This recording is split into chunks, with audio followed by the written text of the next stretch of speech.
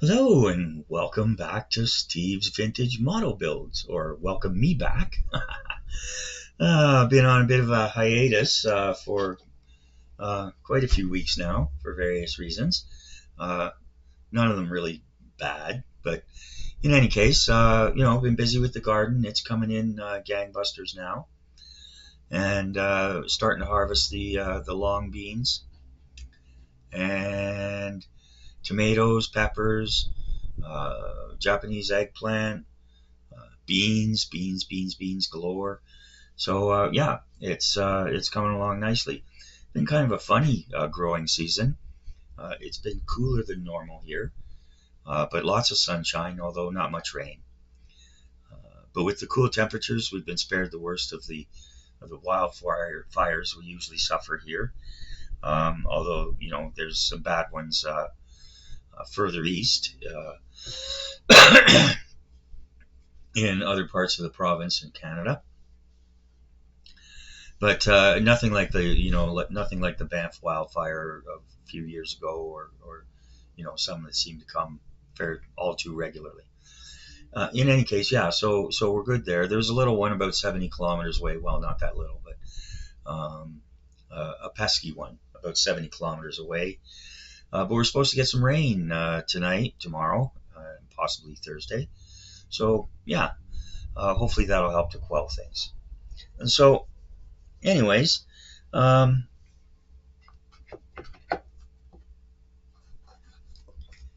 of things been going on, and so I'm going to cover a few things today. First of all, I got a new webcam from Mexico, and it's pretty cool. It cost me about $40 Canadian, including free shipping from Amazon. High definition, 1060. It has up to 4x zoom, and built-in microphone, blah blah blah blah blah blah blah. So hopefully I've got the settings correct, and it's all going to go all right. So I'm going to start with actually, what am I going to start with? Okay.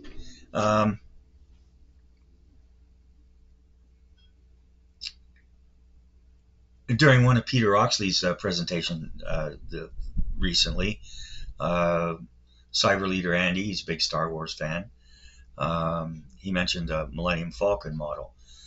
So I guess mentioning Peter Oxley, he started a new channel called Peter Goes Rogue.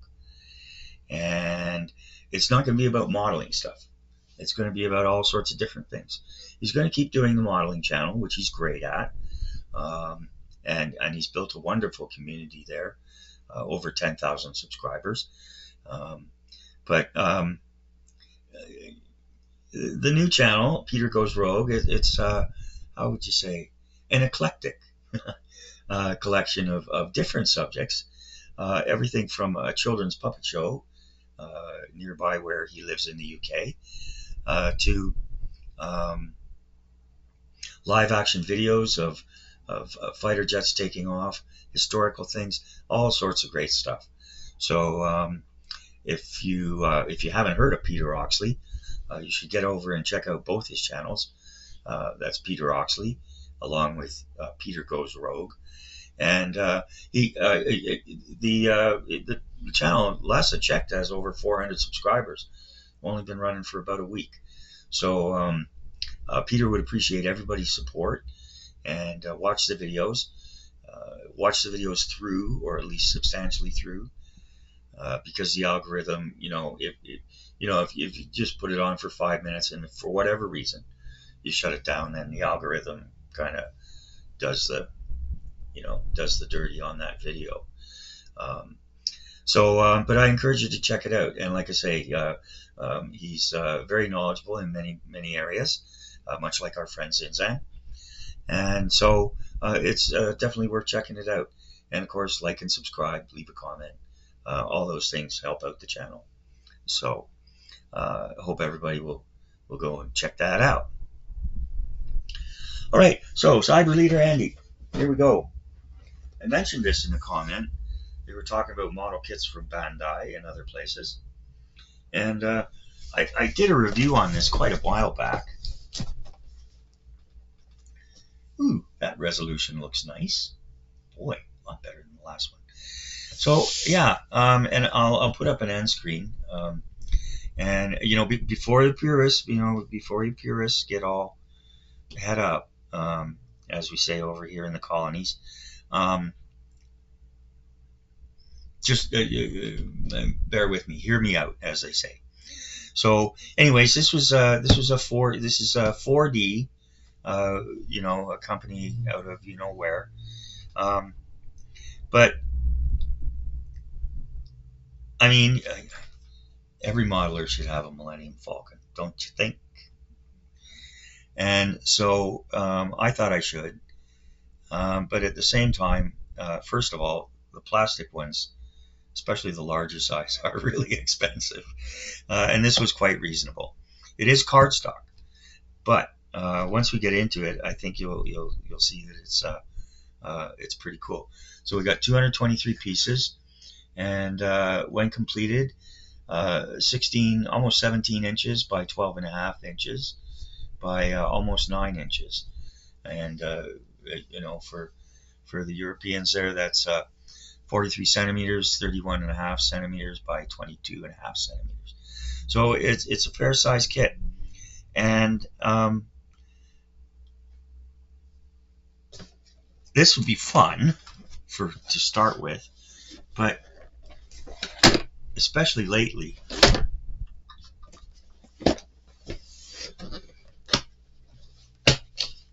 where I've been having continual problems with painting. I'm just going to show this off quickly.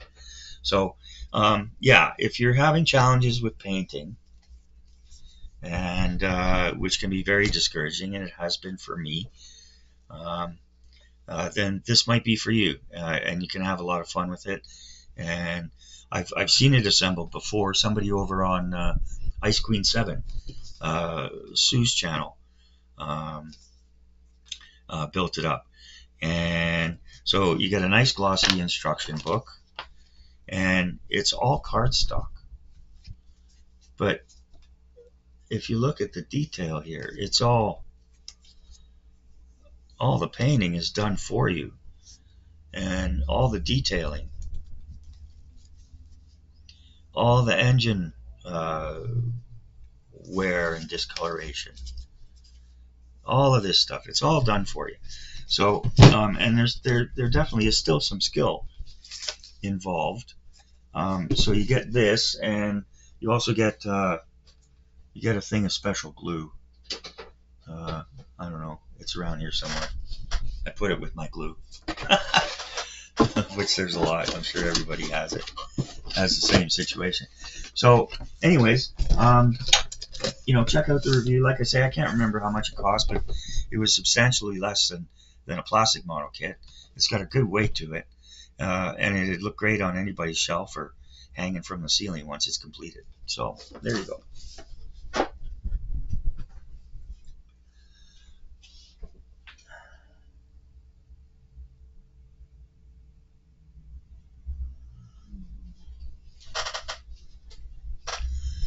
It comes, the glue comes in, it's like a tube. It's like, what do you call it? PVA glue, or what we used to call white glue before everything turned racial. Okay, so next is a rant and a compliment, and a bit of a tribute. First of all,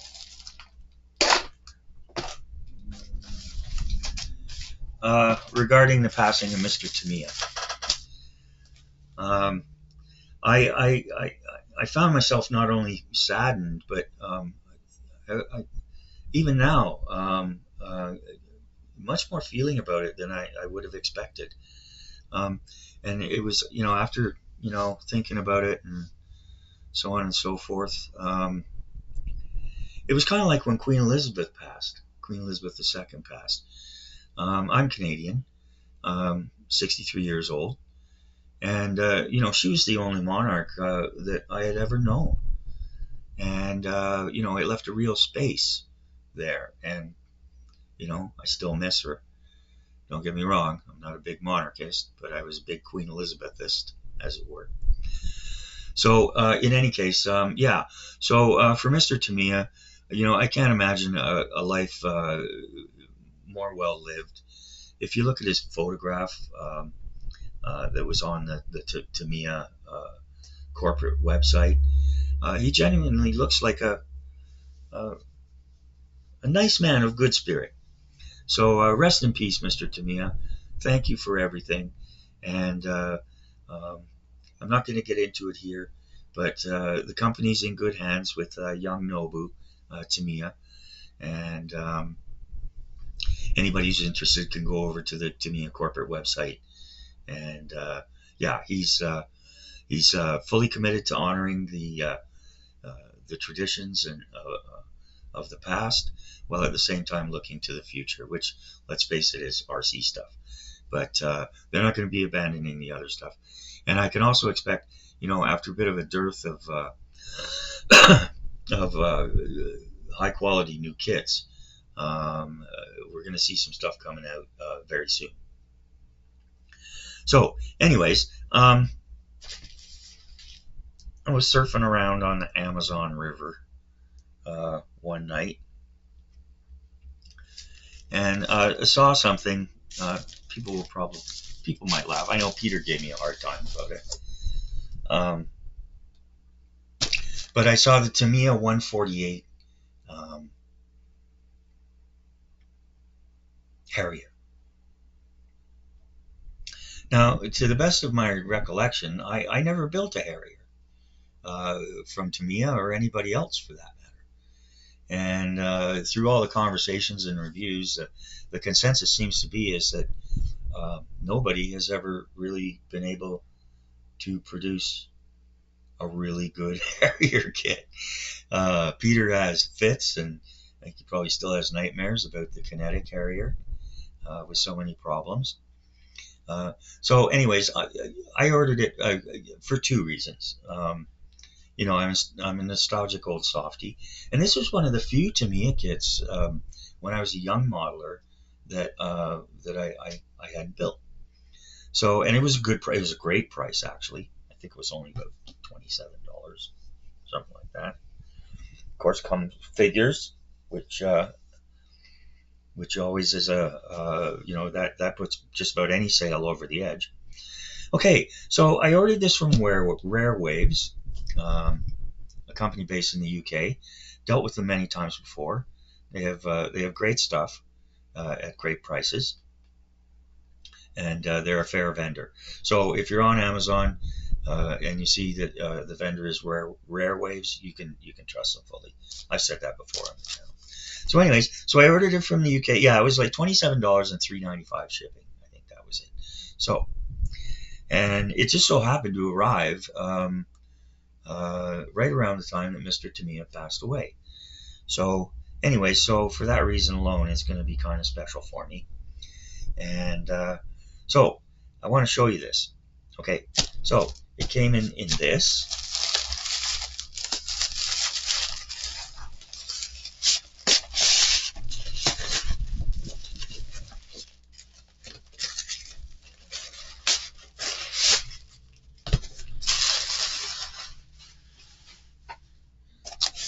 Wrapped in this.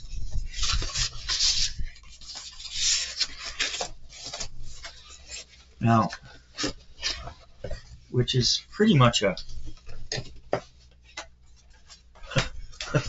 Fort Knox of international shipping packaging. There you go. How about that, eh? Isn't that nice? So I'm not going to go into the whole kit. I had a quick look at it and did a short review, and yeah, I mean, come on. It's you know, it was from 71 or 70, 72, something like that back then. And sure, not their greatest kit, not the greatest molding with the greatest detail, but like I said, it comes with a figure, and you know, the engine nozzles move and blah blah blah blah blah. So anyways, I think it's just going to be a fun, easy build. I'm not going to worry too much And yes, I know it has raised panel lines and blah, blah, blah, blah, blah. But, hey, this is Tamiya, right? So anyways, I love you, and we'll miss you, Mr. Tamiya. Okay, now, in contrast to that, and here comes the rant. I ordered a Revell Phantom F4J. Now, this is a 172 kit. Ordered it through Amazon.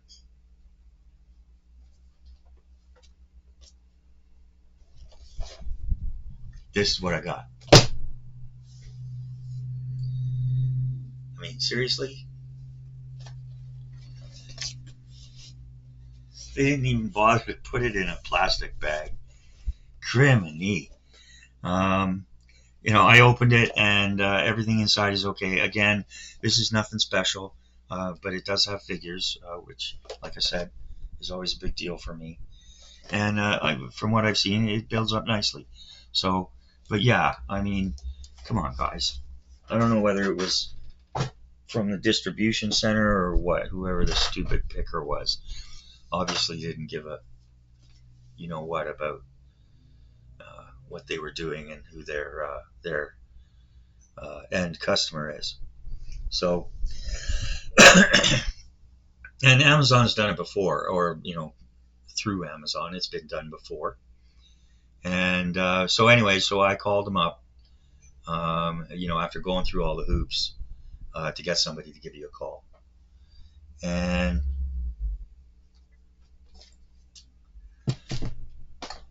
the lady, Filipino lady, was very nice. Filipino lady in the Philippines.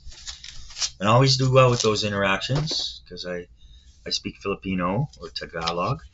And they're always very impressed. And then they're even more impressed when I tell them that my wife is Filipino. And so, you got to butter the bread, make it go down a little easier, right? Okay, so, so I called them up. And, and I said, it doesn't, to me, it doesn't really matter other than the principle of the thing. But there's some people who collect the box art. And, there would just be no point. So she offered to send me out a replacement kit at no charge and no need to return the old kit, which was very generous. But I really didn't need two of them. Got enough stuff going on around here. I really didn't need two of them. And so I said, well, no, that's okay. I just wanted to let you know. Can you put it forward? So, let's try and minimize this kind of stupidity because, I mean, it just shows total lack of respect for your customers, But anyways, so I think it ended up, she gave me, I don't know, I got some kind of credit back. I think it was 20% or something. But anyways, so, I mean, whatever. So there you go. Now, today's star of the show, as you may have guessed from the thumbnail, is this. Now, let's see what's going on here. Hang on a second.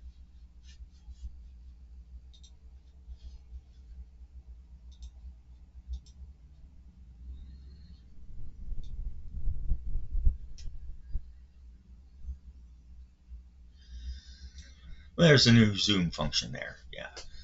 Not necessarily smooth as silk, but in any case. So again, Peter Oxley, he did a review not too long ago on the newer version of this kit. And I'll get into the differences in a bit. But, excuse me. I like this one, not only because it was a little cheaper, but because I like this style of tarp.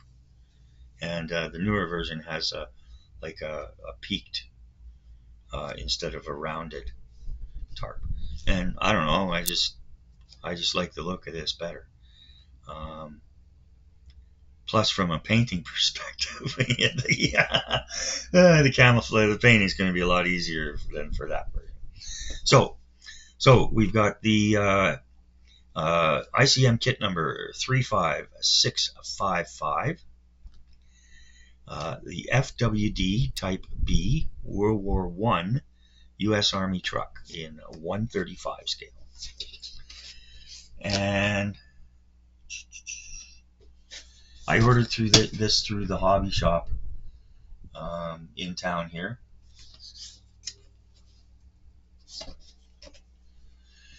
And on the side of the box here, it says Four-Wheel Drive Auto Company was a pioneering American company that developed and produced all-wheel drive vehicles. The U.S. Army ordered 15,000 FWD Model B 3-ton trucks as the truck 3-ton Model 1917 during World War I, with over 14,000 actually delivered. Additional orders came from the United Kingdom and Russia. And the interesting thing is that actually the United Kingdom, Britain bought them before the U.S. Army bought them. And we'll get into that a little more because we'll have some history time here.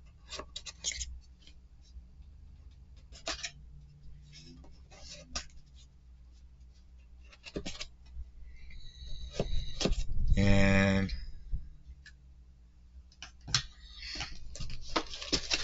of course, we get the good sturdy packaging from ICM. Nice box art. Come on now. There we go.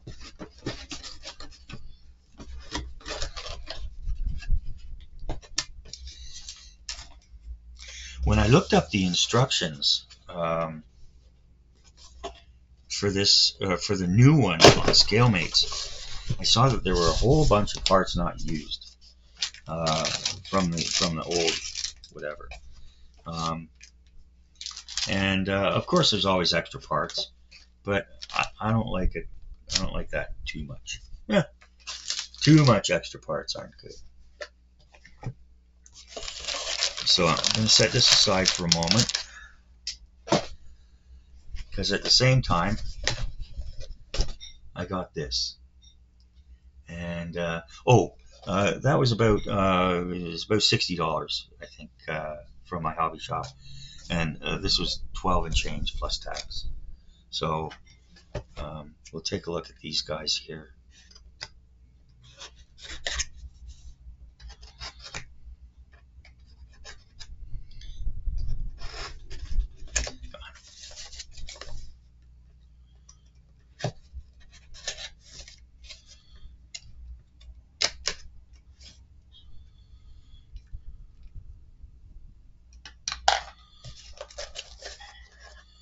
You know, this is just two figures, so there's not much to this.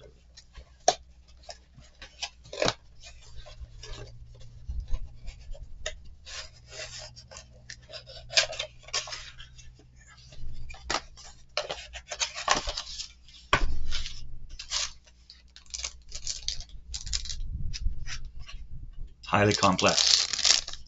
Yeah, there you go. Yeah. Where's the heads? Oh yeah, the heads are there. And just the Stetson type caps or hats.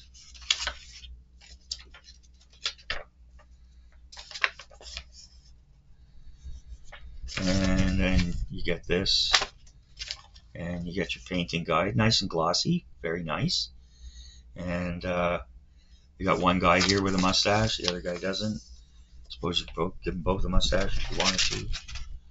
But yeah, so those will go along nicely with that.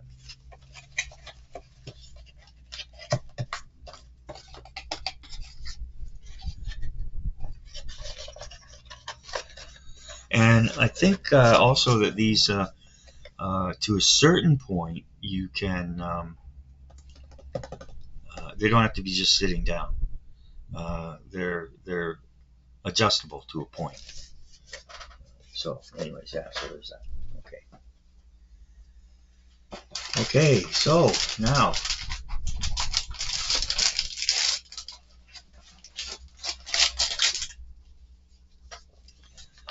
Inside, we get a beautiful glossy.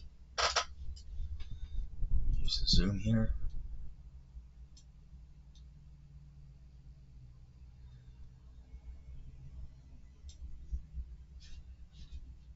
How about that? Hey, Steve enters the 19th century in technology. Okay, so here we go. Yeah, we have a beautiful glossy color brochure. You got to wonder how they do it over there, for heaven's sakes. And we have a very small decal sheet, nothing fancy back then. U.S. Quarter Marshal, blah blah blah.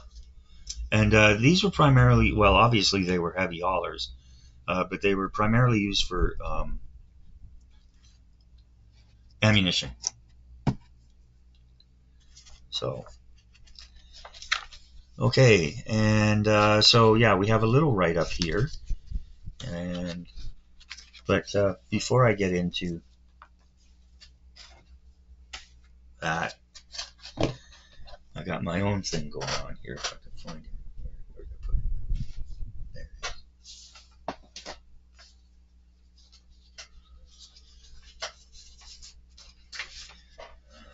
There.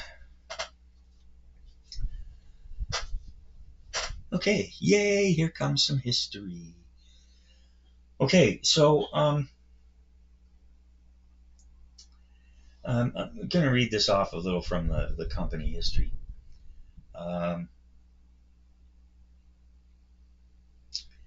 The FWD Model B was a cab-over engine truck with a full-time four-wheel drive, powered by a 389 cubic inch straight-four Wisconsin T-head engine that produced 36 horsepower, 27 kilowatts, at 1800 RPM.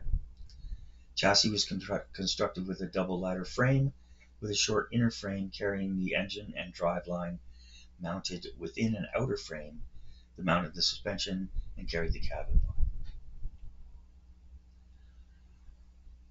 The drive was transmitted to each axle via a Kata 3-speed constant mesh gearbox through a single-speed silent chain transfer case with a lockable center differential. This was actually quite revolutionary for its time. Braking was provided through all four wheels by an external contracting band operated on a flywheel on the back of the transmission. Transfer case was equipped with two differential locks to allow the vehicle to be driven in either front or rear drive mode in the event of a drive shaft failure. So if your front drive shaft failed for some reason, then you could keep going on two wheels rear drive and vice versa. And the way that was done was that power was distributed by shafts to front and rear live axles. Steering was accomplished using the patented WWI constant velocity joints, otherwise known as Cardan joints.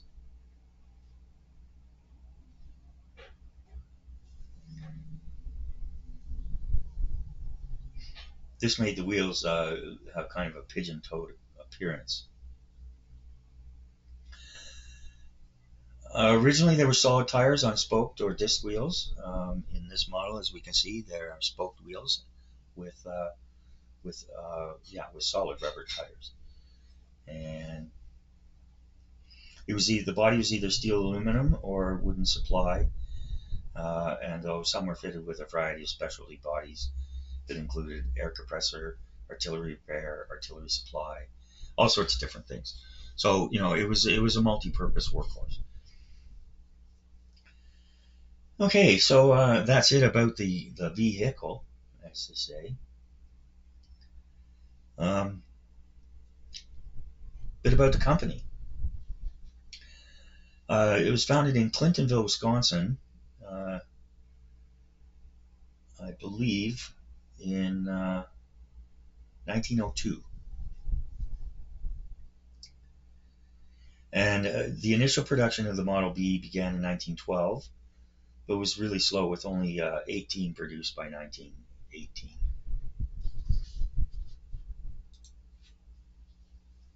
by 1913. The U.S. Army was first to show interest in the military potential of the vehicle, and they tested an early production vehicle. But as I said earlier, the British Army became the first military customer on March 23, 1915, ordering 50 trucks to be delivered in only 40 days. Excuse me. An American export agency was set up with a reception base in Liverpool and a repair depot in Islington to check and service incoming vehicles before handing them over to the Ministry of Munitions. A total of 2,925 Model Bs were purchased by the British Army, and about 1,600 of them were used in France on the Western Front, usually for, as I said, heavy haulage of artillery, ammunition, pontoon bridge supplies. Now,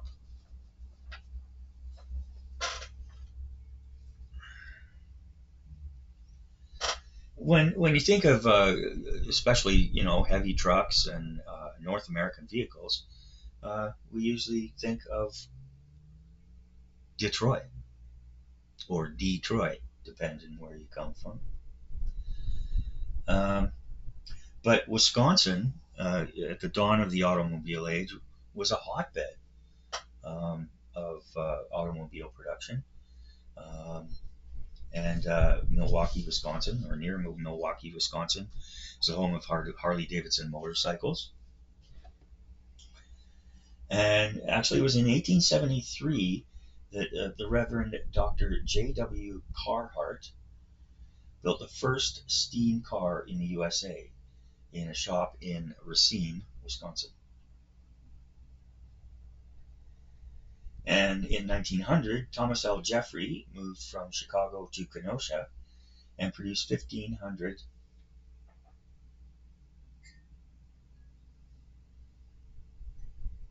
of his Rambler brand. Excuse me.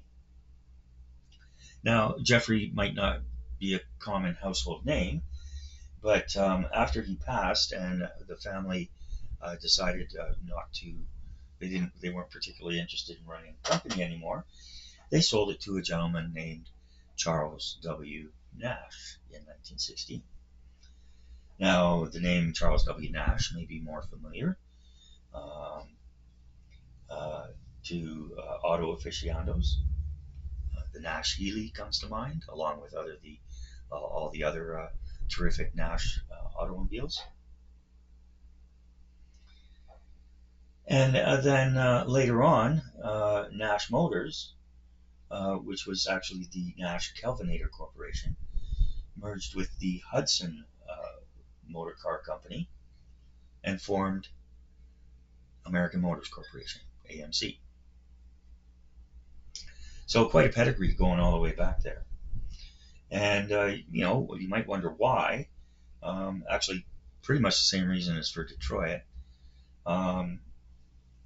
In Wisconsin, they had access to rail and Great Lakes shipping, both for shipping finished product out as well as raw materials in. Supplies of raw materials were relatively nearby, again, thanks to mostly the Great Lakes shipping, and also wood from the forests and so on and so forth. Back then, wood was still used an awful lot. Also, the availability of capital. On the western side of the Great Lakes, there was a lot of money to be made. So, anyways, after the war, of course, everybody sold them off as surplus, and they continued on doing a great job of in civilian work. They were also used. There were a couple of them used in the Pancho Villa raid that Black Jack Pershing led from Texas into Mexico. And we all know about that. So, well, maybe we don't. I'm not going to talk about that today.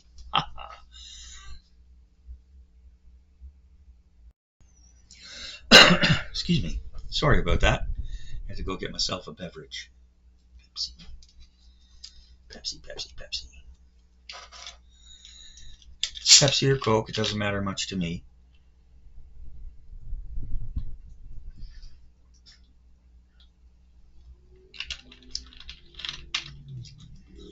I find Pepsi to be a little sweeter than Coke, and Coke has a bit more bite, whatever that means. Okay. Now, what are we going to do first? We're going to do instructions or parts? Instructions or parts? Let's do parts. Okay, so we have a single bag here.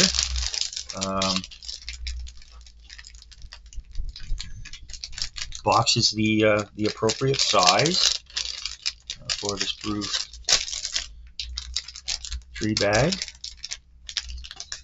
and it is resealable, which is fabulous.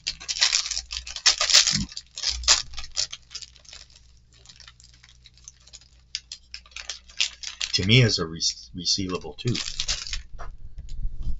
with Hotchkiss fasteners. Yeah. Okay, so yeah, we're going to back this up a bit now.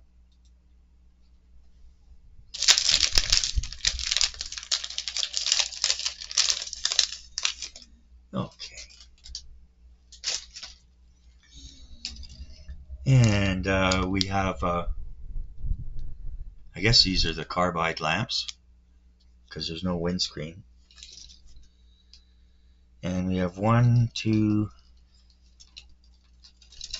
1, 2, come on now, 3, 4. Not a huge kit, and I think it's going to be a fun build. And yeah, so get nice detail here on the you know, you can see the quilting on the seat backs. I'm not seeing any flash. Yeah, maybe I'll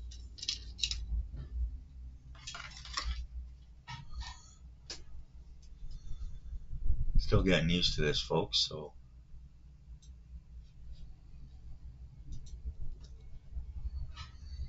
there, that's a little better, I guess. Okay, yeah, so we have, you know, we have the differentials here, the wheels, everything's pretty straightforward. Leaf springs, these sides are all one piece.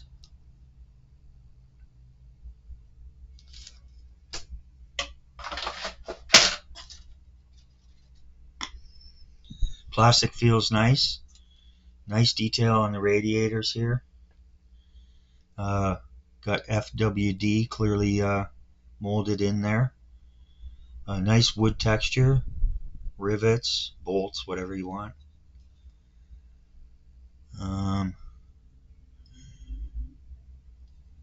All the parts are on the sprue tree.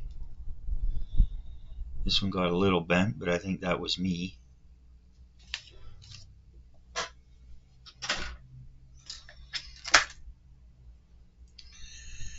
And we have more leaf springs, exhaust, drive shafts, carbide lamps,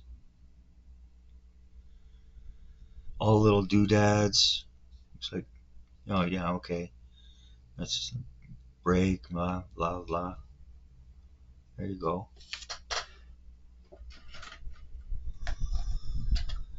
And then here we have the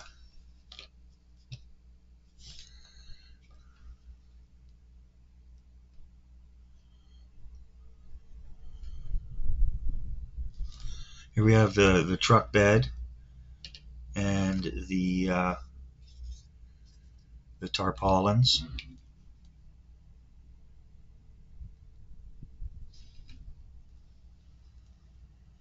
This is textured to make it look like you know, canvas. Same here.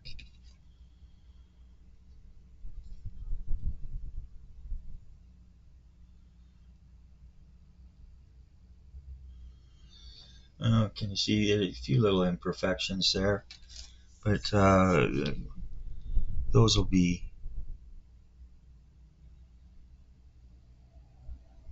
yeah, one coat of primer cover that. And if you're going to use this, you're not going to see this anyways. But no, you can see the texture here, very nice. It's better, even better here. You can see it. So yeah, very realistic, very quite impressive.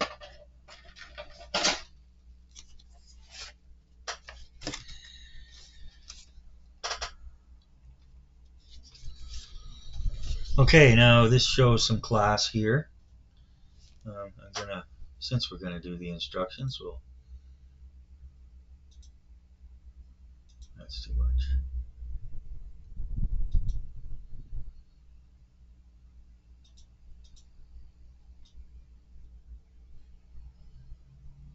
There, we'll figure the rest out.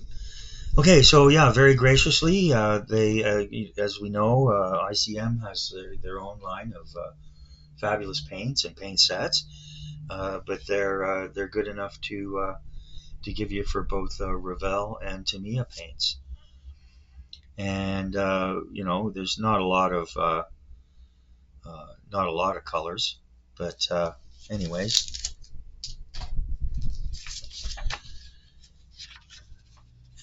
All right, so it's a nice booklet style, and we have 2 pages of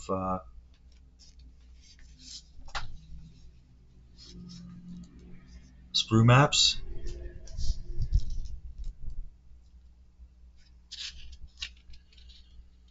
And it looks like all these parts are going to be used.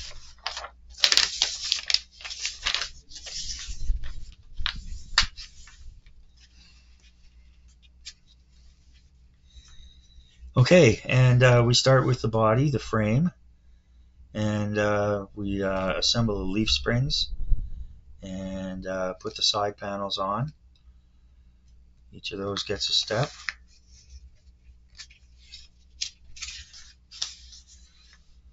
Then we've got the cross brace pieces. I guess this is a winch.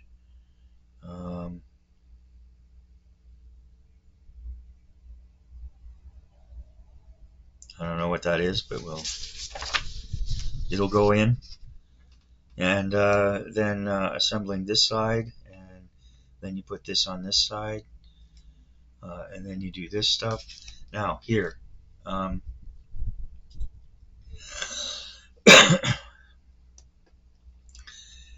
what I found, and I'm sure others have found too, but in case you haven't, when you're assembling something like this, what I like to do is I'll do these steps where it's all together, and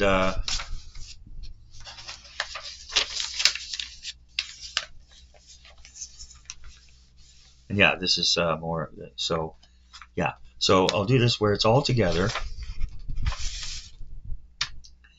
and then I'll set it on like a double folded towel, and put a flat weight on it,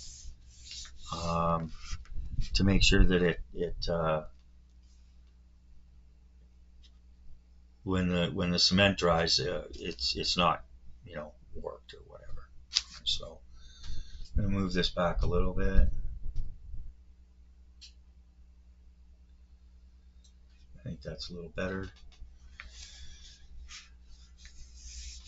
And so yeah, then we've got the exhaust, we've got some more leaf springs here, blah blah blah blah blah, suspension, a lot of suspension on this, like it's a big heavy truck. So no engine.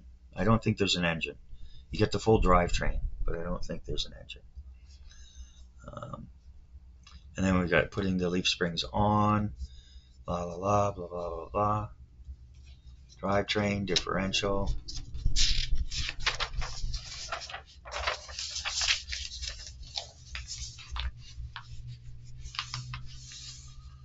Looks like Looks like all the fun here is with the undercarriage. Isn't that usually how it works, Steve, you naughty boy? Okay, so yeah, so there you go. Oh, these are the axles. Oh, and then okay, that's how it works. Okay, so yeah, these are the axles, and then all that goes on. This looks really straightforward, and it's not too many parts. I mean, there's lots of parts, but you know, it's not overwhelming. I expect you could probably, you know, if you put your mind to it, you could probably do a good job of this over a weekend. Okay, yeah, and so then the wheels go on, and then we've got the radiator case.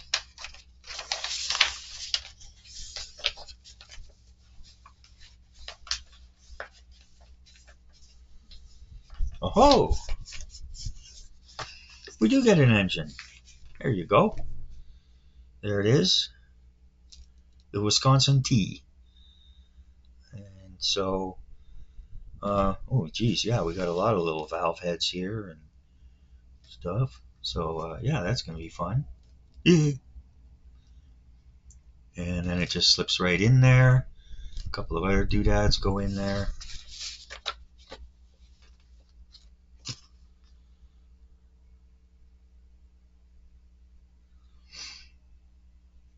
Nice how they highlight this. This is for the exhaust.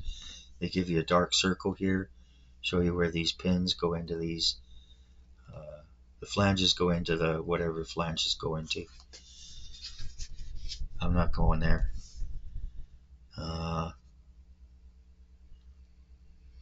Yeah, then we just got some final casing and protective things here. There's quite a lot to it. Well worth the $60 or whatever it was.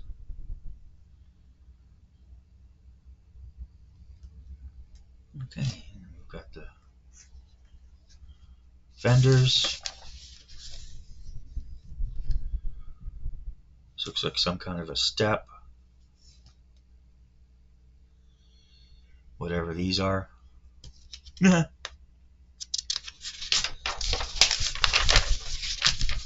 My vast knowledge of automobiles is pretty obvious. Okay, yeah, and then we've got the side panels here for the engine, the cowling, I guess that's what you call it. There we go. More detail, a lot of detail. And then we've got the bench seat, sides, steering wheel. One of these is a brake, and I guess the other one's a gear shift. I don't know. I think we got a fire extinguisher here, it looks like.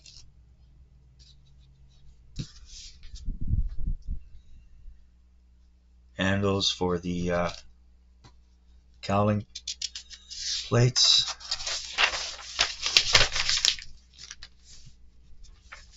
May have been a little too hasty. You could spend quite a bit of time on this. Enjoyable time. Okay, and then the bench seat goes in, and then the gasoline goes right behind the bench seat.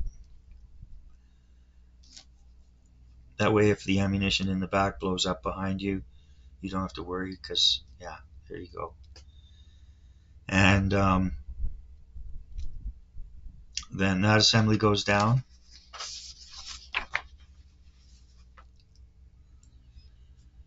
And here we are. The carbide lamps are designed to swivel, which is nice. Nice little detail. There's a toolbox.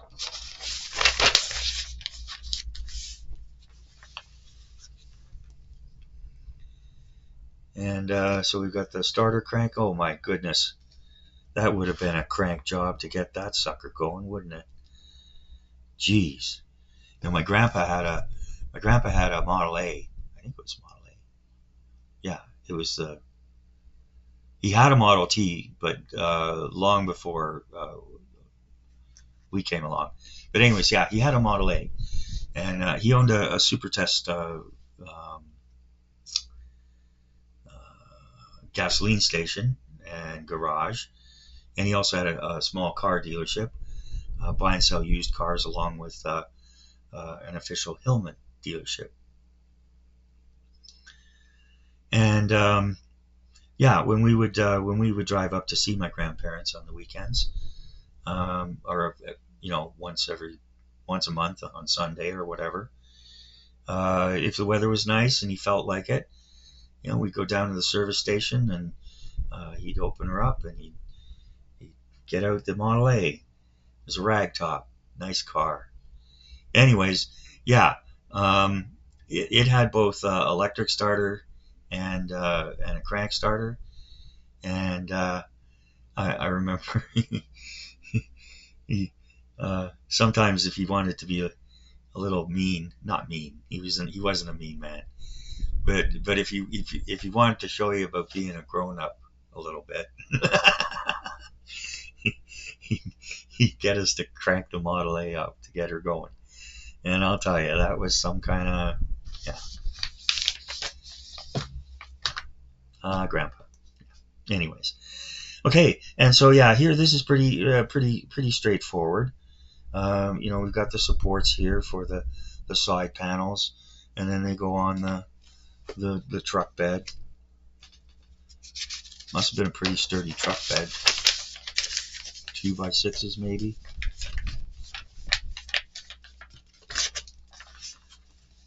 Yeah, and then here we've got what is this?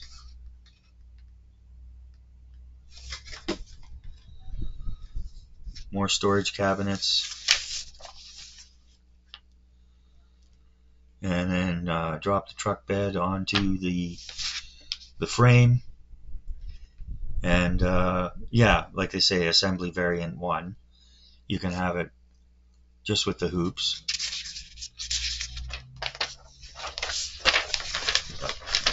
You could probably do it with no hoops if you wanted to. And then the second is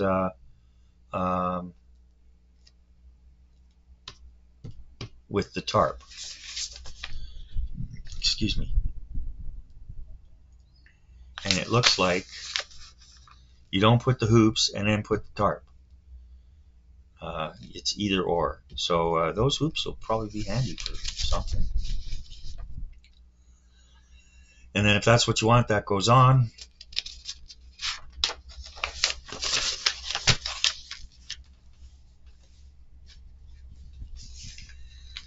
And then, as we saw at the beginning, we've got a nice glossy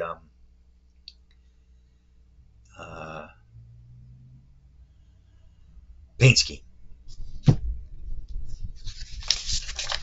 So there it is.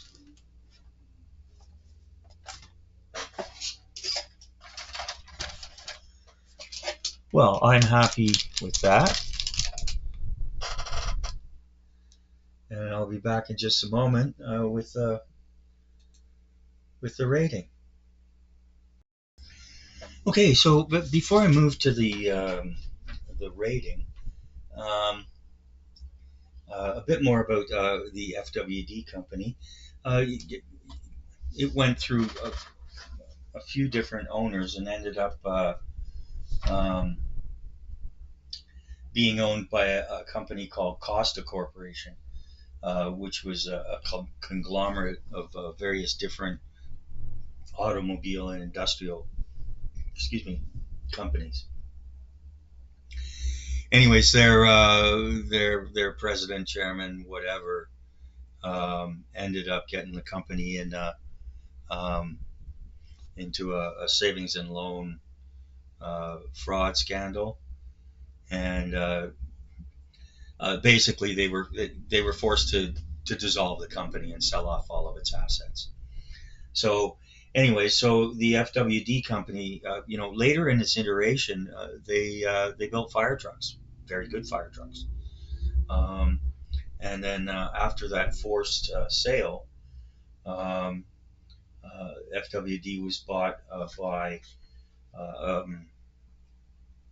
an investment group headed by a former La France executive. And of course, La France was another big, is another big still, um, fire truck company.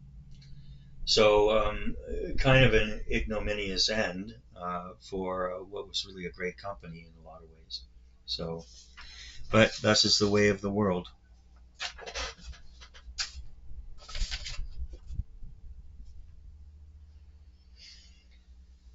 People work their tails off to build something good. All it takes is one jerk to come along and wreck it all, as we see. But that's all I'm going to say about that. I'm not going to say anything more. Okay, so now I use a 12-point rating system. In case for those who aren't aware, 12-point rating system. It's basic points: 2 points for packaging, 2 points for the sprues, 3 points for the parts, and up to 3 parts for the instructions. All of those are up to. Each of those categories can earn a 0.25 bonus, quarter point bonus, which brings it to 11 possible points. And that's for any wow factor, anything extra special that I see, or something you wouldn't expect, or a nice bonus, whatever. Yeah. So and then also I allow up to 1 full bonus point for what I call value, and that's not just is it a cheap kit, but is it a $65 on a kit like this, and wouldn't be hard to spend 6 or 8 hours on it, unless you're a gonzo modeler.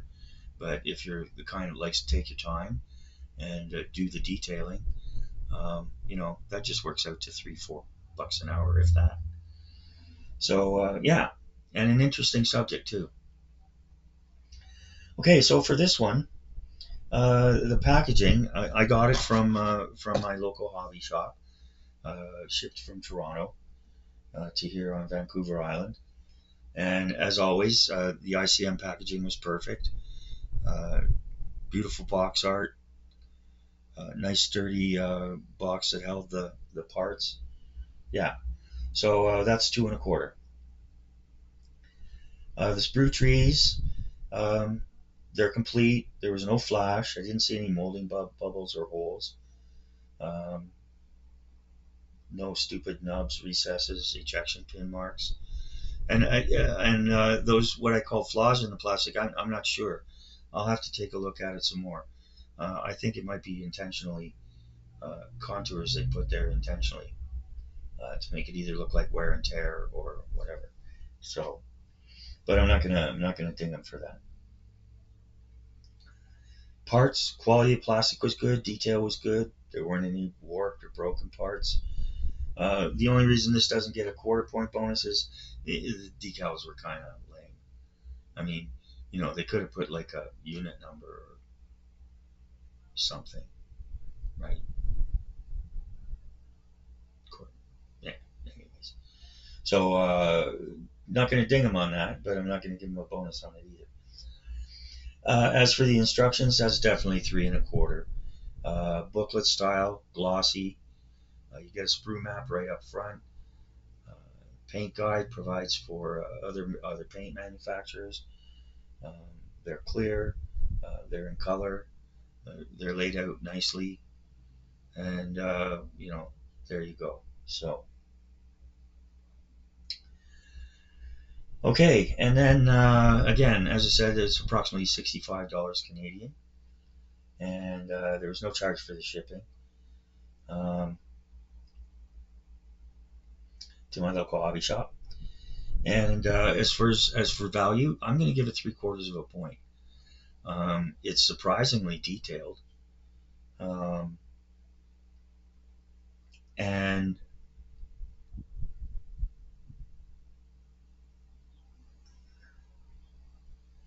brain cramp.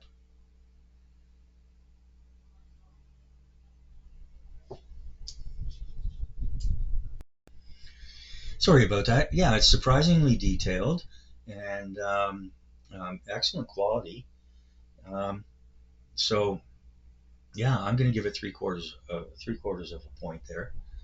And the two different options as well. So um, three if you count not putting any hoops up at all. Huh. Okay, so yeah, so that brings us to 11.5, which is highly respectable. Maybe not the highest ever on the channel. I don't think we've ever had a 12. I think we've had 11 and 3/4 on one that I can't remember. So, anyways, a great kit, and like I said, it's a little cheaper than the re-released one. A little bit different scheme. The only difference, beyond the tarp on the newer one, it seemed to contain um, quite a few other little accessories, like shovels and picks and jacks and that kind of stuff. So, but geez, most of us have so many kits, that have that stuff left over from a build or whatever the case may be, stuff you just didn't use. Excuse me. So, anyways, yeah, that's it. So we're just about an hour. Covered quite a bit today. I think I did pretty well. The rest did me good. I have, I'm not doing much on the bench these days. I'm working on the F-104 Starfighter. I'm in no rush to do anything. Kind of lost my mojo, but it's coming back, and I've been busy with the garden and lots of other things. It's been a busy summer, which is good. It's no good sitting around on your butt when you're retired doing nothing, or even when you're young. It's not good to sit around your butt doing nothing. Just sit around in your butt doing nothing after you've worked hard. Yeah.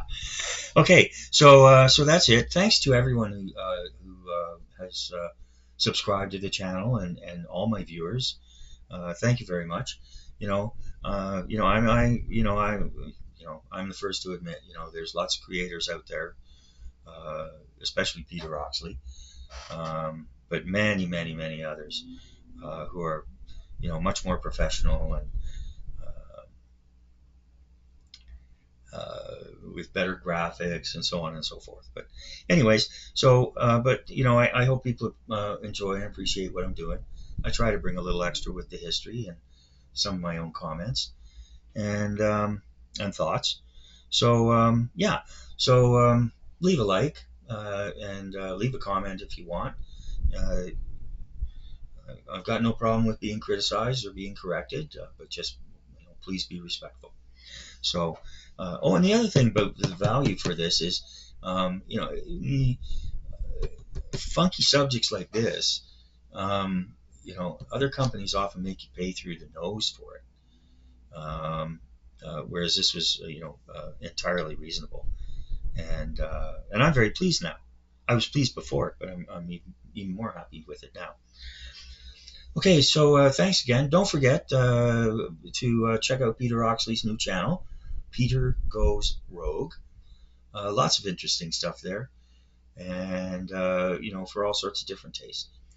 He's a man of many talents. He is a man of taste, but we know his name. Excuse me. As far as the wealth goes, well, I know he's got a big heart, and that's all you need. And a lovely wife who's very patient and tolerant, like most of our wives are. Okay, so thanks again to everybody. I really appreciate your time. I know it's valuable. And so I hope people will take an hour to sit back, relax, and enjoy what I've done here today.